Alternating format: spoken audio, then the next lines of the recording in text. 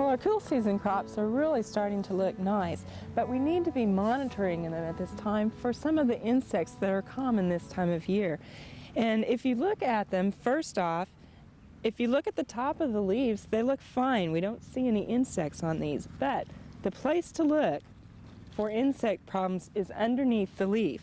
So if you can just look underneath and start checking, and what we're looking for first off are aphids. This is a time of year when you're going to find a lot of aphids. They're starting to come out because we've had some warm weather, and you'll notice here on the underside of the leaf it's kind of dirty, so you have to look close. But if you look here, we have some aphids that are starting to feast on our plants. Now, to control these, a lot of times just a stream of water on the underside of the leaf will knock them off. You can also use insecticidal soaps. They work really well on aphids, and there are also just some insecticides that are labeled for aphids and for your food crops. So always check on the label and make sure that that insecticide is labeled for that food crop before you just start spraying those, because you're going to be eating these.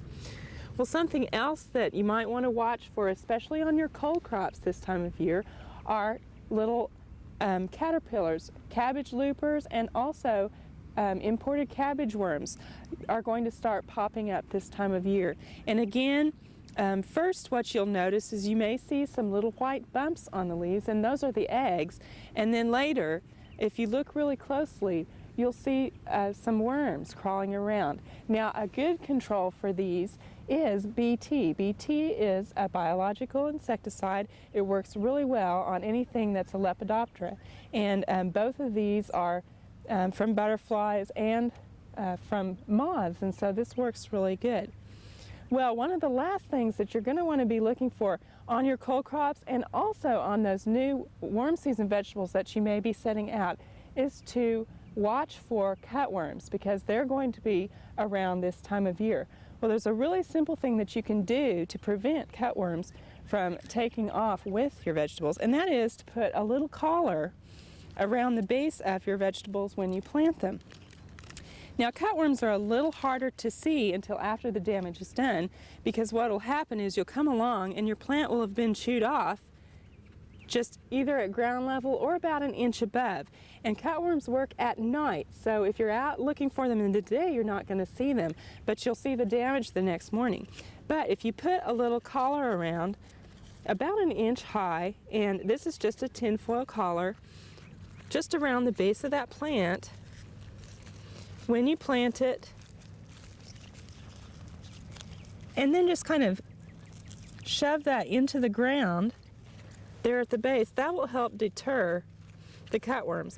Now, in addition to using like tin foil, a lot of people use cups, like Dixie cups and things like that. You can just cut the top out, and then you can cut it to size here,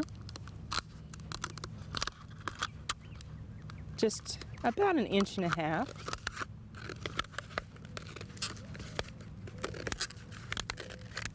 And you can place that around your plant. You can make a little slit and then just put that around the base of the plant. And that way, that deters the worm, because they can't girdle that plant and cut it off. So you'll just be wanting to monitor your plants now, because they're looking really nice and you won't want to lose them to pests. So just keep an eye out for some of those springtime pests. We hope you've enjoyed this classic from the Oklahoma Gardening Vault. Remember, even though these tips and techniques are timeless, there's always something new to learn in the world of gardening. By subscribing to both Oklahoma Gardening and OK Gardening Classics, you'll have access to a wealth of gardening knowledge, both classic and contemporary.